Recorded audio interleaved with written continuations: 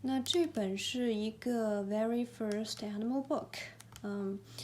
我当时是因为我们家小朋友比较喜欢 animal，所以我就买了这本书，因为他现在在一个非常喜欢认东西的一个阶段，比如说他看到这个 giraffe， 他就会说 f， 就很开心，然后 elephant 也说不清楚，就 ella，但是很有意思，他就非常喜欢就是点这些东西，所以我就买了这个书，然后发现这个书也非常适合大一点的小朋友，因为它有很多的引申的一些东西，比如说这些它是说一些非洲的动物，然后下一页它就变成一个 growing up， 这个就有很多的可以做引申了，比如说像这个毛毛虫变蝴蝶，然后蛋会变成一个那个企鹅，还有这个是哺乳动物是怀孕，那这个可以做很多的大一点的小孩，他可以做很多的引申，可以做很多的 research。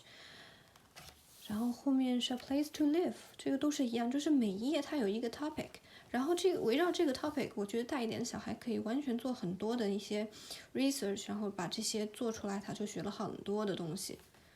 Finding food， 然后这个是 wings and feathers，deadly weapons， 然后这个是海底世界，这个是一些昆虫。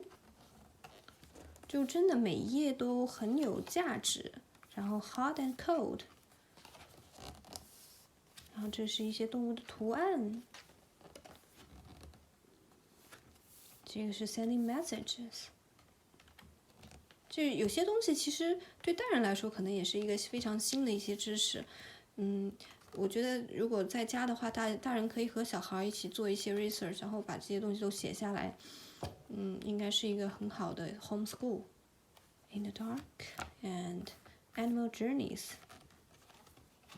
然后这个是全世界不同的动物分居在哪里，然后哇，我女儿好喜欢这条金鱼啊，特别大。好，就是这些，我觉得也是非常适合，